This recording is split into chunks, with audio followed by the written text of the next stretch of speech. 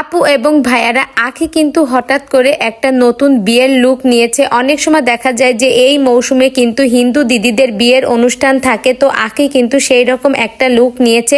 অনেক সময় দেখা যায় যে হিন্দু আপুরা কেমন করে বিয়েতে সাজবে সেটাই খুঁজে পায় না, তো আঁখির মতো এই রকম সুন্দর যদি একটা লুক নেয় তাহলে কিন্তু অসাধারণ হবে। দেখুন আঁখিকে কিন্তু এখানে অসাধারণই লাগছে।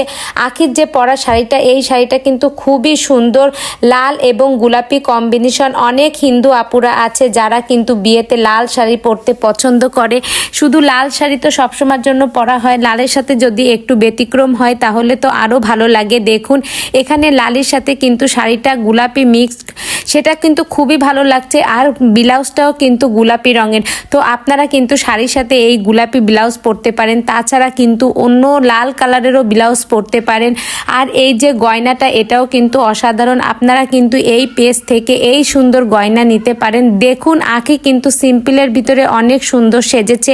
অনেক আপুরাই আছে যে গর্জিয়াস সাজ পছন্দ করে না, তারা কিন্তু সিম্পল সাজ পছন্দ করে। দেখুন এই সিম্পল সাজটা কিন্তু খুবই ভালো লাগছে। আর অনেক সময় দেখা যায় যে হিন্দু দিদিদের বিয়ে 2-3 দিন ধরে হয়, সেই ক্ষেত্রে কিন্তু বিয়ে সাজতে সাজতে মানুষের একটা ক্লান্তি এসে যায়। সেই ক্ষেত্রে যদি এই রকম অল্প সিম্পল সাজ হয় তাহলে কিন্তু খুবই ভালো হয়। তো আপনারা যদি এই রকম আঁখির মতো লুক নিতে চান তাহলে আঁখির দেখানো এই যে বিউটি পার্লার, এখানে কিন্তু আসতে পারেন।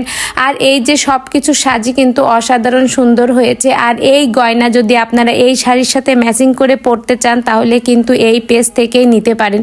তো আঁখির এই সাজটা আপনাদের কাছে কেমন লেগেছে কমেন্ট করে অবশ্যই জানাবেন। আর যদি ভিডিওটি আপনাদের কাছে ভালো লেগে থাকে তাহলে একটা লাইক করে আমার পাশেই থাকবেন। ধন্যবাদ।